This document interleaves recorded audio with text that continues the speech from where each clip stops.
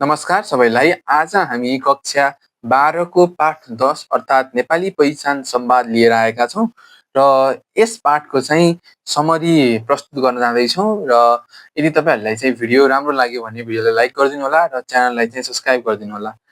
र अब चाहिँ भिडियोमा अगाडि बढौँ।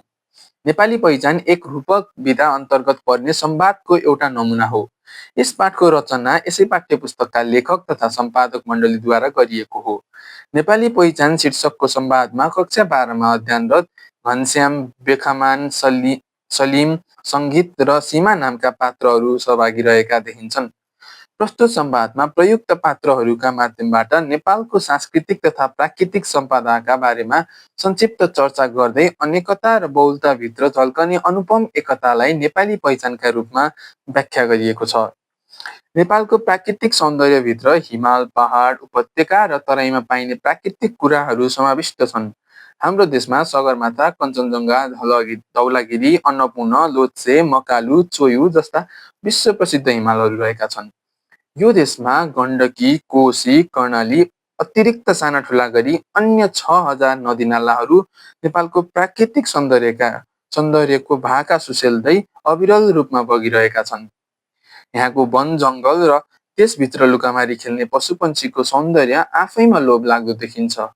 यो देशको तराईमा गहुँ बाली झुल्दा, पहाडमा तोरी र हिमालमा पुक्की फुल फुलिरहेको सुन्दर दृश्य देख्न सकिन्छ। तराईमा पाइने आँप, पहाडमा फल्ने सुन्तला र हिमालमा उत्पादन हुने स्याउले पारस्परिक मितेरी सम्बन्ध घाँसेका छन्। नेपालको सौन्दर्य विवाह मण्डपमा झरीझुट्ट सजिएकी दुलही झैँ सुन्दर देखिन्छ। त्यसैले त यहाँ विश्वभरिका पर्यटकहरूलाई मोहनीले खिचेर आफैतिर आकर्षित गराउने सम्भावना रहेको छ। नेपाल सांस्कृतिक पर्यटनको पनि उत्तिकै सम्भावना रहेको देश हो। यो देश पछिल्लो तथ्याङ्क अनुसार 142 जात-जाति र 124 भाषाभाषी तथा 10 धर्मावलम्बीको साझा फुलबारी हो। यहाँ जाति र धर्म अनुसारका सांस्कृतिक परम्पराहरू रहेका छन्।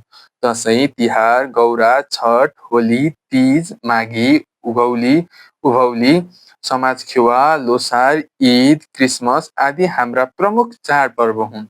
यहाँ अनेक प्रकारका मेला र जात्राहरू प्रचलित छन्, जहाँ हाम्रा परम्परा प्रतिबिम्ब भएका हुन्छन्। जाति र ठाउँ अनुसारका वेशभूषाले हाम्रै पहिचान खुलाएका हुन्छन्। नेपालमा लगभग 365 वटा लोकबाजाहरू बज्ने गरेका छन्। जाति र भाषा अनुसारका लोकगीत र नृत्यमा पनि उस्तै आकर्षक विविधता झल्किएको हुन्छ। यही आधारमा भन्न सकिन्छ कि नेपालमा सांस्कृतिक पर्यटनको पनि निकै राम्रो सम्भावना रहेको छ। अनेकताभित्र एकताको भाव झल्कने नेपाली संस्कृति विश्वकै वैभवशाली संस्कृतिका रूपमा परिचित रहे पनि त्यसभित्रका विकृति विसङ्गतिबाट नेपाली संस्कृति अछुतो रहन सकेको छैन।